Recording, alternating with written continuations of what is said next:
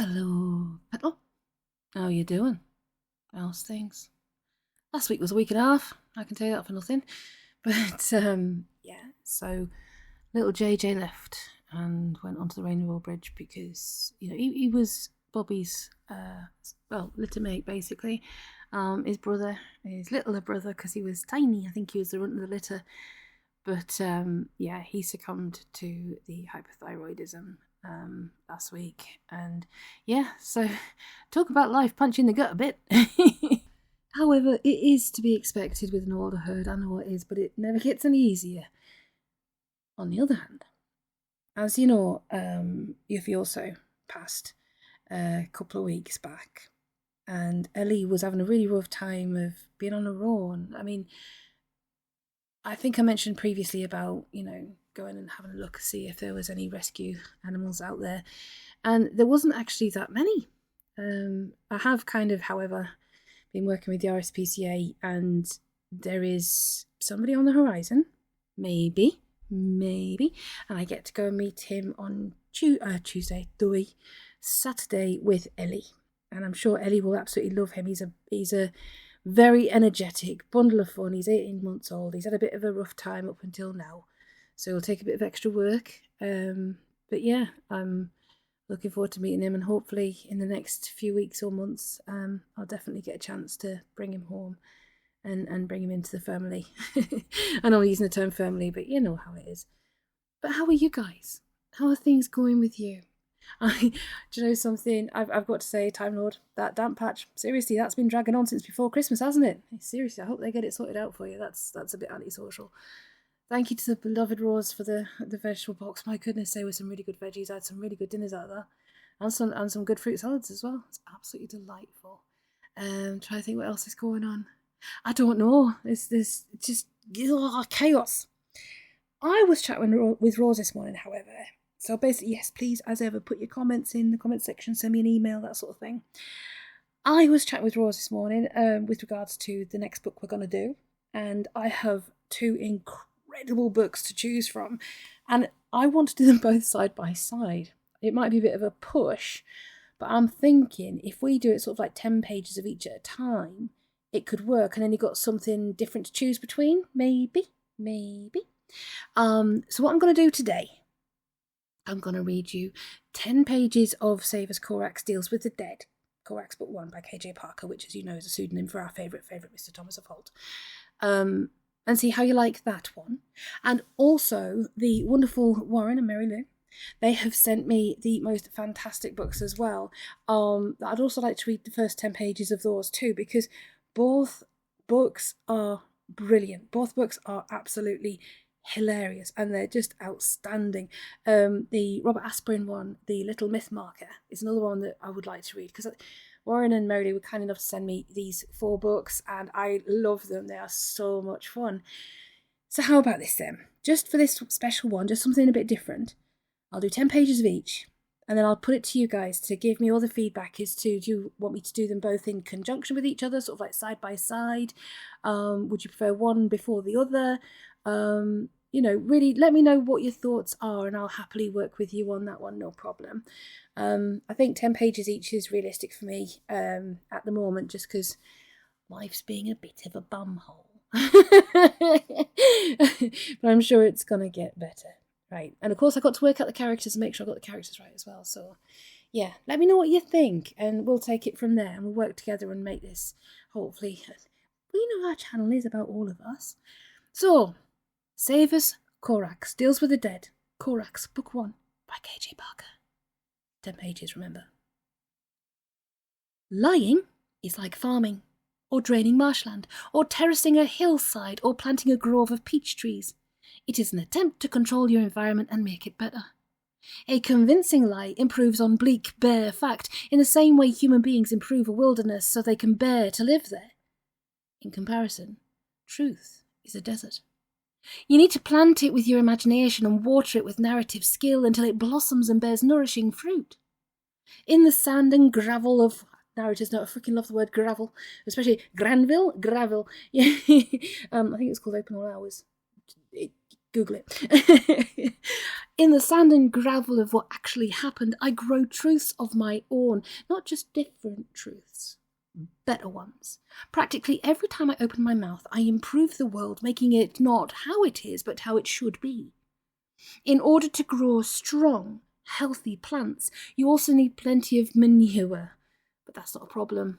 According to most of the people I do business with, I'm full of it. I accept the compliment gracefully and move on. Rest assured, however, that everything I tell you in the pages that follow is the truth, the whole truth, and nothing but the truth. This is a true and accurate history of the Great Syriopret War, told by someone who was actually there. A big mob of crows got up as we... No, hang on a moment. I was going to leave it at that, but I did say I'd be honest with you, and now it's as good a time as any. People tend not to like me very much, and I can see why. They say I'm arrogant, callous, selfish, and utterly devoid of any redeeming qualities. All I'm sorry to say is actually perfectly true. I'm leaving out devious, because I happen to believe it is a virtue. Arrogant, yes.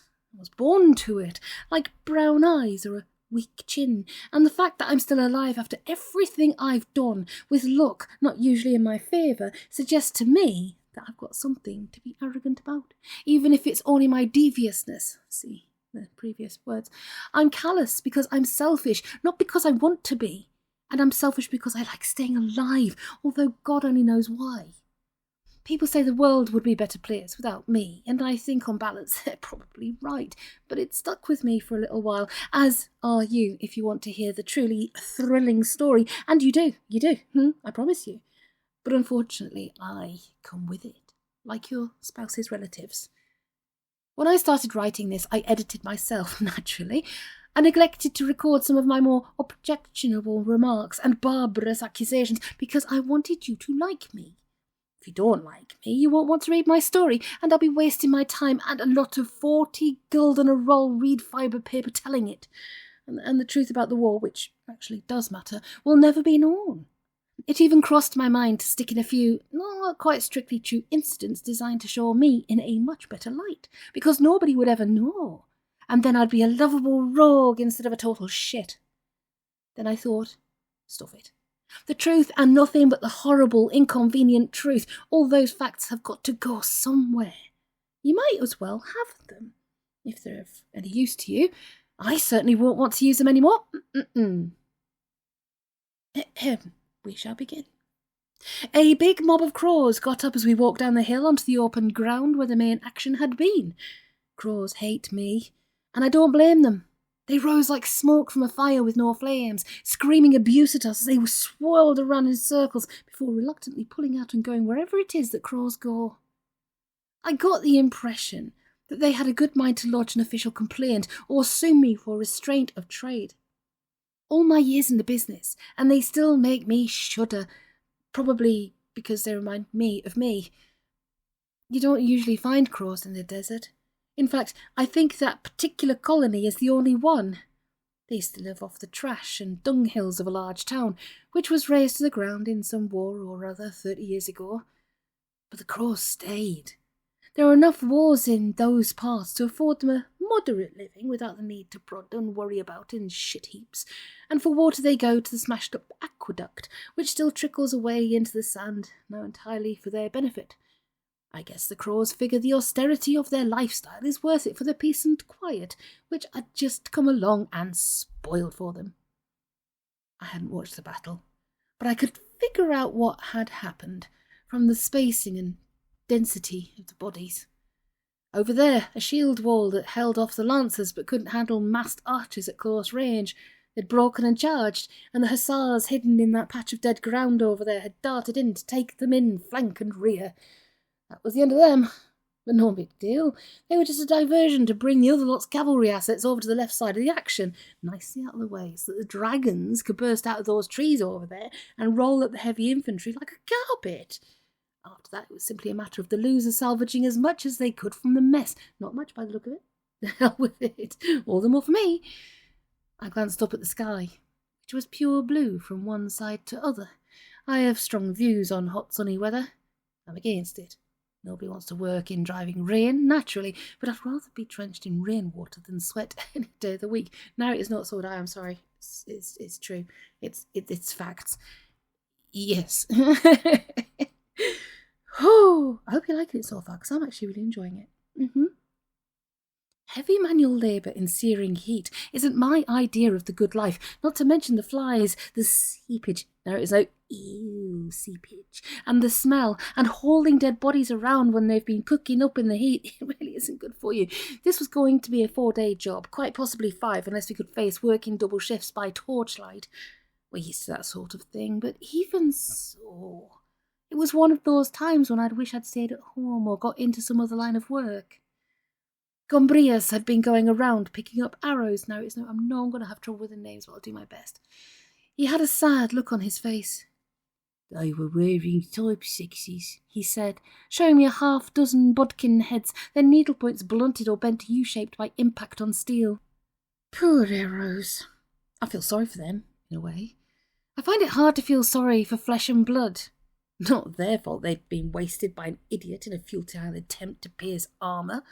Theirs not to reason why, and we'd see them right, so that was fine. It's only the taxpayers' money, I said. He grinned. He grumbles, but he knows the score. It would be the job of his division to straighten out and repoint all those cruelly maimed arrowheads. Then he'd winkle the broken shafts out of the sockets, fit new ones, replace the crushed and torn fletchings, all to the high standard our customers have come to expect from us. What Gombrias doesn't know about arrows isn't worth knowing. He swears blind he can recognise an arrowhead his boys have worked on when he pulls it out of some poor dead bugger in a place like this. Some of them, he says, are old friends.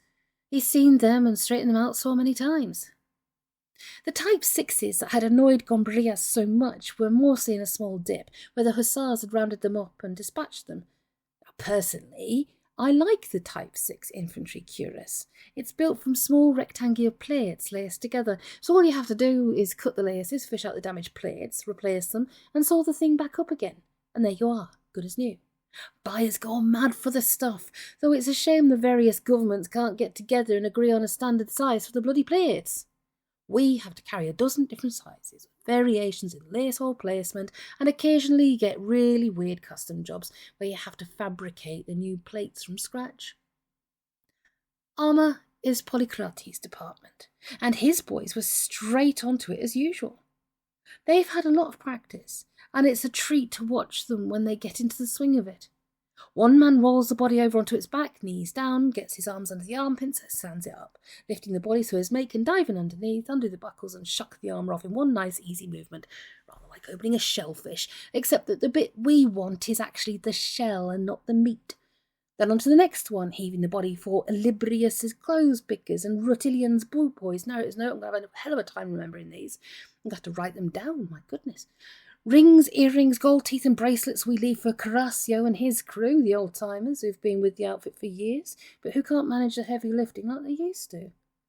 Then all that remains is for me to come round with the meat wagons. By this point, of course, heat, wildlife and the passage of time have all started to work their subtle alchemy, which is why I handle the final stage of the process myself. I wouldn't feel right asking one of my friends to do a job like that. They may be tough, but they do have feelings. The Asfogel brothers, the competition, and don't like them very much, have recently taken to dunking the bodies in pits of quicklime to burn off the flesh and leave the bones, which they can then cut home and grind up for bone meal. I guess it's worth their while. I can't see it myself. For a start, it takes time, which is proverbially money, not to mention the cost of the lime, and then you've got the extra transport, the fodder for the horses, there and back, drivers, all that in return for a low-value bulk product. Waste not, want not, the Asfogel boys say. It is a point of view, but I'm in no hurry to get into the bone meal business. I'll burn all of ours. Unless it's so damp you can't get a decent fire going. Justro Alvogel thinks I'm stupid, pointing out the cost of the charcoal and the brushwood, but we cut and burn it ourselves between jobs, so it doesn't actually cost us anything, and we take it there in the carts we use for the job, which would otherwise be empty. Burning gives you a clean, tidy battlefield, and the ash does wonders for the soil. Or so they tell me. Oh, that is nice. I think it's our moral duty to give something back if we possibly can. No rain was in the night, but a heavy dew. The next day is the best time to handle them, in my opinion. The stiffness is mostly worn off, so you haven't got arms and legs sticking out at awkward angles, which makes them a pain to stack. And with any luck, they haven't begun to swell.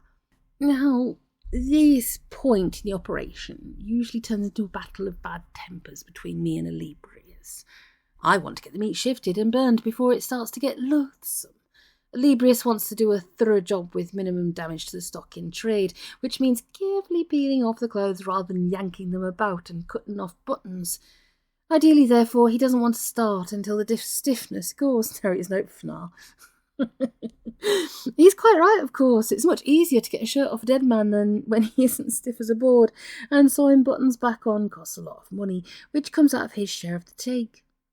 But he works for me, so he has to do what I tell him. Or at least that's the theory. By now our tantrums are almost as ritualised as High Mass on the Golden Spire Temple.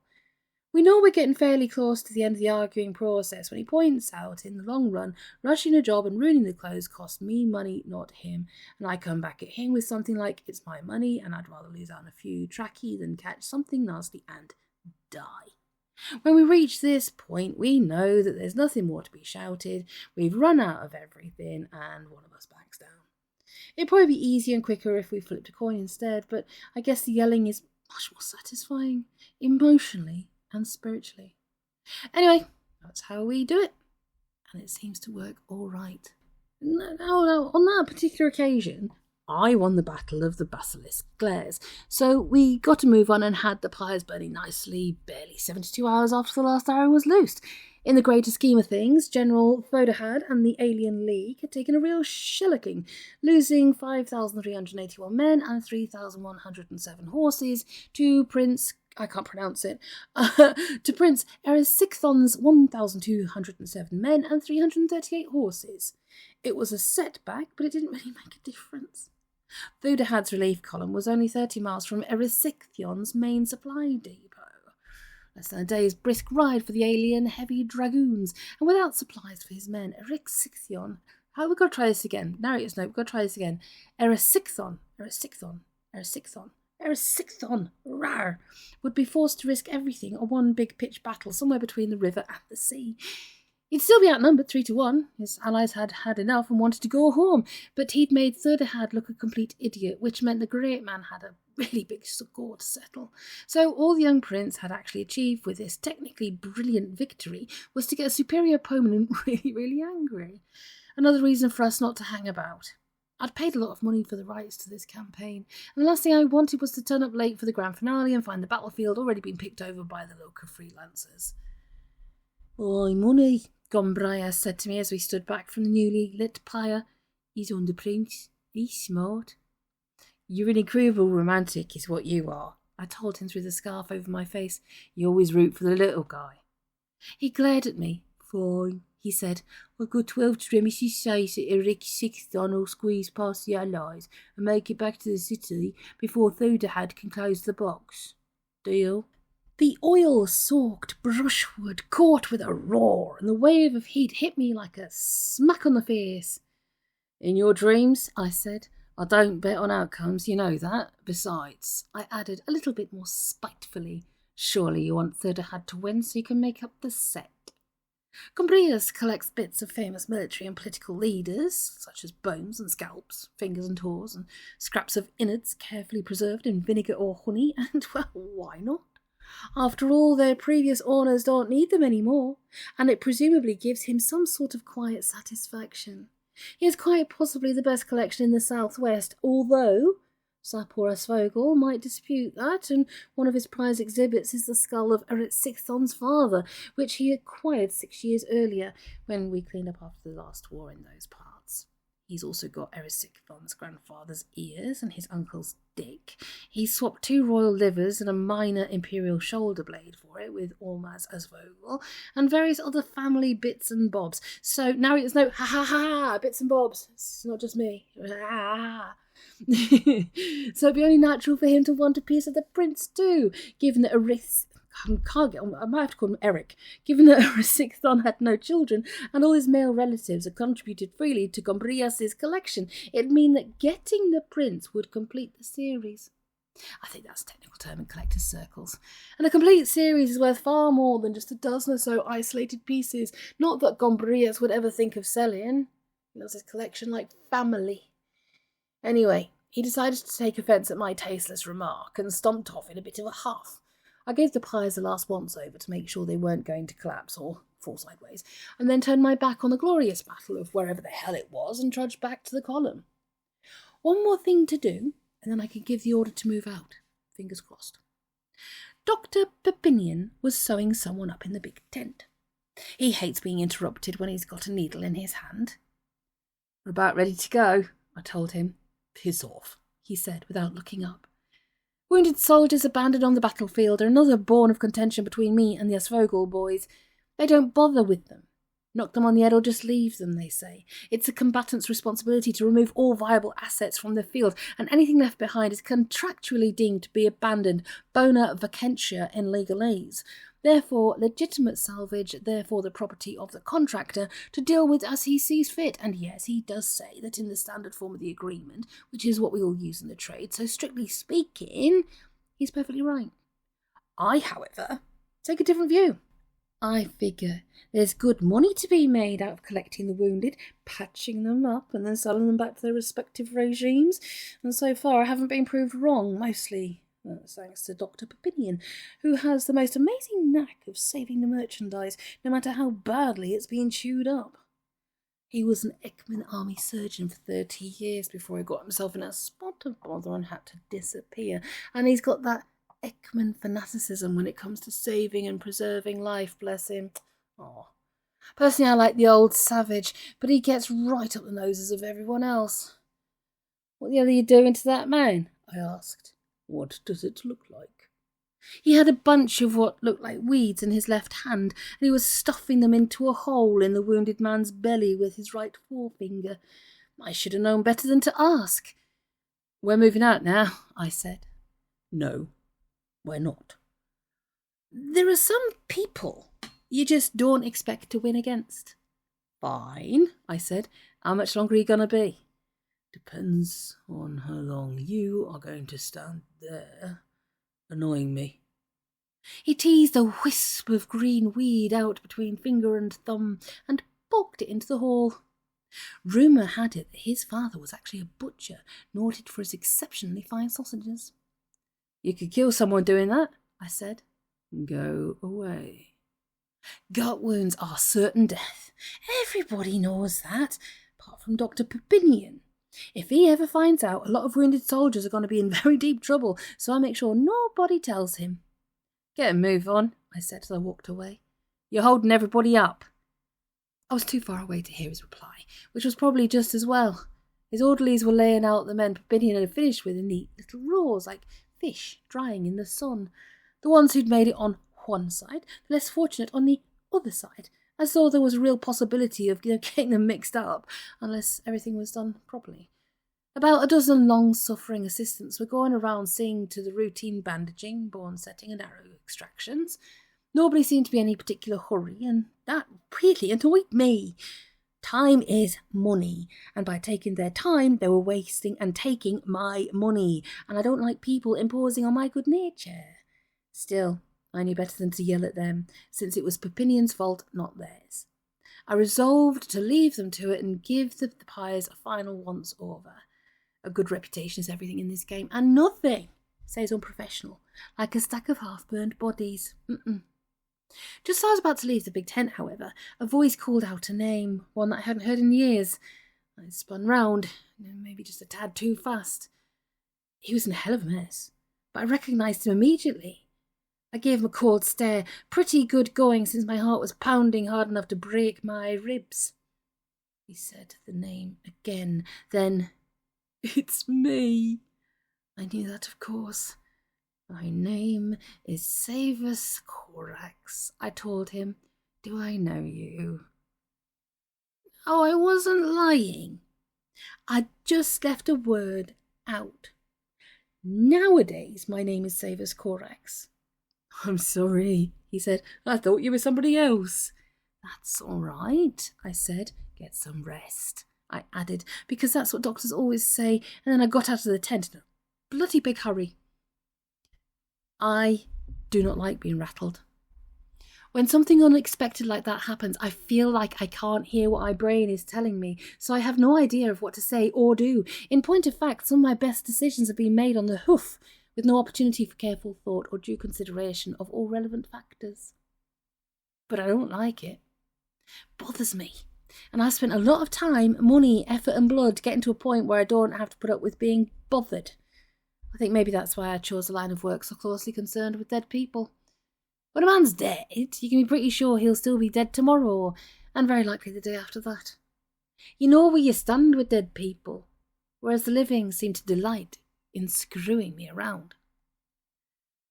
So, my little beans, that is Savers Corax Deals with the Dead. Corax, Book 1 by KJ Parker. So that's the first little excerpt from that one. We're liking this, we're enjoying this. We think this is going very well so far, which is absolutely flipping awesome.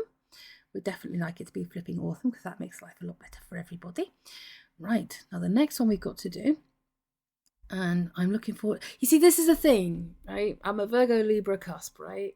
So I find it really difficult to identify or to choose between two different things, especially if they're both absolutely flipping awesome. Yes, it gets me into a heck of a lot of trouble when it comes down to trying to organise my work. I can tell you that for absolutely nothing. So what I'm going to do is we need to go for Google Books for this one. If I can remember where I've put my Google Books. Where's my Google Books? Where is my Google Books? Where is it? I don't know where it is. It's hiding. I need to find the because I was very kindly sent like 4 of the books by Warren and Mary Lou, which I mentioned at the beginning. And I suppose I should have checked this out before I kind of like start recording. So I'm going to pause recording just for a minute and then we're going to find it. Yes. Okie dokie, my lovely beans. Thank you for bearing with me. It's actually 7 books sent to me by the wonderful Warren and Mary Lou. And I'm so grateful. I really am. They're just wonderful people and they've just been very good to me. The wonderful area of Tasmania. Too many wonderfuls, but that's because they are. So roll with it. So I'm actually intrigued. I quite enjoy the beginning of this series, and you see, this is why it's so difficult. These 2 books are really difficult to choose between, and we will end up doing both of them, both series, I think. And also we've got Robert Rankin, we've got Tom Holt, but I think these 2 are just going to be a nice change for summertime, just to get into the feel of it, get into the swing of it, just do a bit of experimentation. Let me know what you think, because I think both of them are fantastic series, and I'm really enjoying them. So let's go for a little sample of Myth 1. Another Fine Myth by Robert Asprin. Chapter 1. There are things on heaven and earth, Horatio, man was not meant to know. Hamlet. One of the few redeeming facets of instructors, I thought, is that occasionally they can be fooled. It was true when my mother taught me to read, it was true when my father tried to teach me to be a farmer, and it's true now when I'm learning magic, narrator's note, with a K. You haven't been practicing? Garkin's harsh admonishment interrupted my musing. I have to, I protested. It's just a difficult exercise. As if in response, the feather I was levitating began to tremble and wobble in midair. You aren't concentrating, he accused. It's the wind, I argued, away to add, from your loud mouth, but didn't dare. Early in our lessons, Garkin had demonstrated his lack of appreciation for cheeky apprentices. The wind, he sneered, mimicking my voice. Like this, dolt. My mental contact with the object of my concentration was interrupted as the feather darted suddenly towards the ceiling. It jarred to a halt as if it had become embedded in something, although it was still a whole foot from the wooden beams. It then slowly rotated to a horizontal plane. Just as slowly it rotated on its axis, then swapped ends and began to glide around an invisible circle, like a leaf caught in an eddy. I risked a glance at Garkin. He was draped over his chair, feet dangling, his entire attention apparently devoted to devouring a leg of raw lizard bird, a bird I had snared, I might add. Concentration indeed. He looked up suddenly and our eyes met. It was too late to look away, so I simply looked back at him. Hungry? His grease-flecked salt and pepper beard was suddenly framing a wolfish grin. Then show me how much you've been practicing. Now, it took me a heartbeat to realise what he meant, and then I looked up desperately. The feather was tumbling floorward, a bare shoulder height from landing, forcing the sudden tension from my body. I reached out with my mind. Gently form a pillow, don't choke it away. The feather halted a scant 2 handspans from the floor. I heard Garkin's slow chuckle, but it didn't allow it to break my concentration. I hadn't let the feather touch the floor for 3 years, and I wasn't going to touch now. Slowly I raised it until it floated at eye level. Wrapping my mind around it, I rotated it on its axis and enticed it to swap ends. As I led it through the exercise, its movement was not as smooth or as sure as when Garkin set his mind to the task, but it did move unerringly in its assigned course. Although I had not been practicing with the feather, I had been practicing. When Garkin was not about or preoccupied with his own studies, I devoted most of my time to levitating pieces of metal keys, to be specific. Each type of levitation had its own inherent problems. Metal was hard to work with because it was an inert material. The feather, having once been part of a living thing, was more responsive. Too responsive. To lift metal took effort. To manoeuvre a feather required subtlety. Of the two, I preferred to work with metal. I could see a more direct application of that skill in my chores and profession. Good enough, lad. Now put it back in the book. I smiled to myself. This part I had practiced. Not because of its potential applications, but because it was actually fun. The book was lying open on the end of the workbench. I brought the feather down in a long and lazy spiral, allowing it to pass lightly across the pages of the book and up in a swooping arc, stopped it and then brought it back. As it approached the book the second time, I disengaged part of my mind to dart ahead to the book, and as the feather crossed the pages, the book snapped shut like the jaws of a hungry predator, trapping the missile within its grasp. Intoned Garkin, a trifle showy, but effective. Just a little something I worked up when I was practicing, I said casually, reaching out with my mind for the other lizard-bird leg. Instead of floating gracefully to my waiting hand, however, it remained on the wooden platter as if it had taken root. Not so fast, my little sneak thief. So you've been practicing, eh? He stroked his beard thoughtfully with the half-gnawed bone in his hand. Now it's not really want to know what a lizard-bird looks like. Certainly. Didn't it show? It occurred to me that Garkin was not as easy to fool as it sometimes seems. In that case, I'd like to see you light your candle. It should be easy if you've been practicing as much as you claim. I have no objections to trying, but as you've said yourself so many times, some lessons come easier than others. No, although I sounded confident, my spirits sank as the large candle came floating to the work table in response to Garkin's summons. In 4 whole years of trying, I was yet to be successful at this one particular exercise. If Garkin was going to keep me from food until I was successful, I could go hungry for a very long time. So yeah, Garkin, it occurs to me I could probably concentrate better on a full stomach. It occurs to me that you're stalling. Couldn't I? Now, skeeve. There was no swaying him once he used my proper name. That much I had learned over the years. Lad, thief, idiot, turnip head, although derogatory, as long as he used one of those, his mind was still open. And once he reverted to using my proper name, it was hopeless. It is indeed a sorry state when the sound of your own name becomes a knell of doom. Now it is not. I know what that feels like. I cannot abide my real name. I digress. Well, if there was no way around it, I just had to give it my best shot. For this there could be no half effort or feigned concentration. I would have to use every ounce of my strength and skill to summon the power. I studied the candle with a detached mind, momentarily blanking the effort ahead of my consciousness. The room, the cluttered workbench, Garkin, even my own hunger faded from view as I focused on the candle, though I had long since memorized its every feature. It was stout, nearly 6 inches across to stabilize its 10-inch height.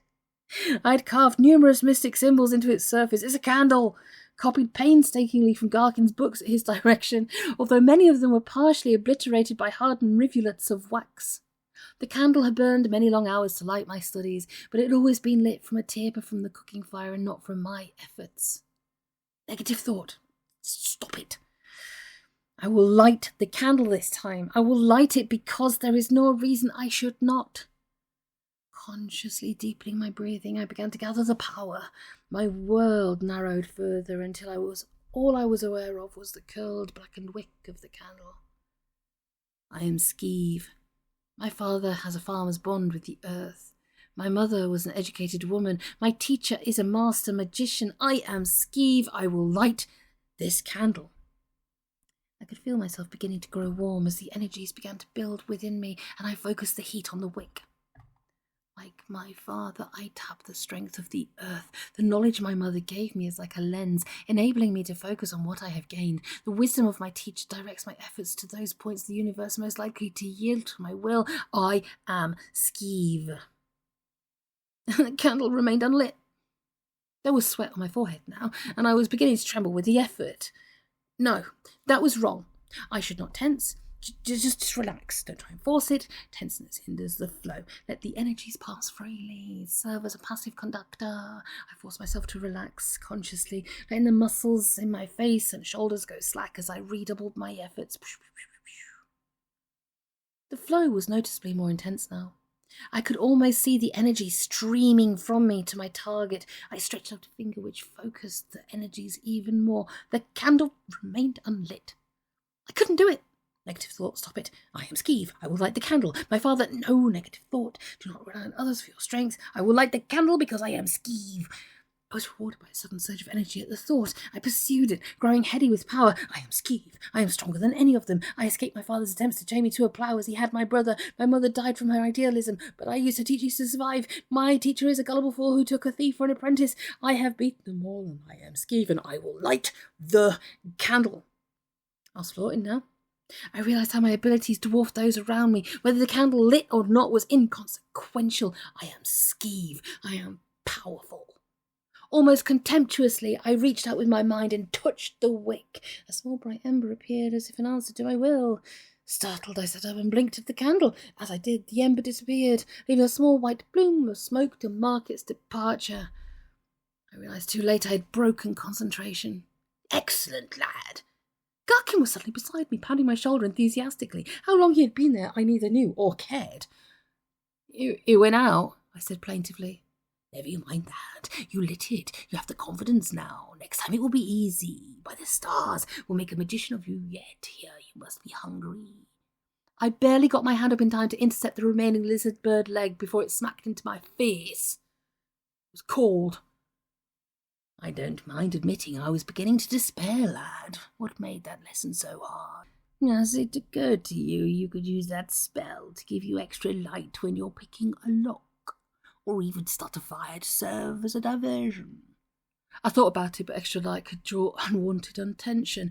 As for starting a diversion, I'd be afraid of hurting someone. I don't want to hurt anyone. I stopped, realising what I was saying. Too late. A heavy cough from Garkin sent me sprawling off my stool. I thought so. You're still planning to be a thief. You want to use my magics to steal. He was towering in his rage, but for once I stood my ground. What of it? I snarled. It beats starving. What's so good about being a magician anyway? I mean, your lifestyle here gives me so much to look forward to. I gestured at the cluttered room that was the entirety of the hut. Listen to the wolfling complain. Garkin sneered even. It was good enough for you when the winter drove you out of the woods to steal. Beats sleeping under a bush, you said. And it still does. So I'm still here. But I'm not going to spend the rest of my life here. Hiding in a little hut in the woods is not my idea of a future to look forward to. You were living on roots and berries until I came along and started trapping meat for the fire. Maybe that's your idea of a wonderful life, Garkin, but it's not mine. We glared at each other for several long moments. Now that my anger was vented, I was more than a little afraid. While I had not extensive experience in the field, I suspected that sneering at magicians was not the best way to ensure a long and healthy future. Surprisingly enough, however, it was Garkin who gave ground first. He suddenly dropped his gaze and bowed his head, giving me a rare view of the unkempt mass of hair atop it. Perhaps you're right, Skeeve. His voice was strangely soft. Perhaps I have been showing you all the work of my magic, but not the rewards. I constantly forget how suppressed magic is in these lands. He raised his eyes to meet mine again, and I shivered at the impact. They were not angry, but deep within them burned a glow that I had never seen before. Know you now, Skeeve, that all lands are not like this one, nor was I always as you see me now. In lands where magic is recognized instead of feared as it is here, it is respected and commissioned by those in power. There, a skillful magician who keeps his wits about him can reap 100 times the wealth you aspire to as a thief, and such power that... He broke off suddenly and shook his head as if to clear it.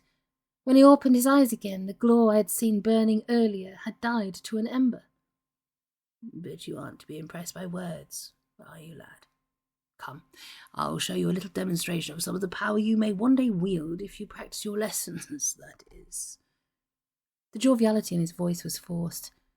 I nodded my agreement in answer to that burning gaze. Truth to tell, I needed no demonstration. His soft, brief oration had awed me far more than any angry tirade or demonstration, but I did not wish to contradict him at this time.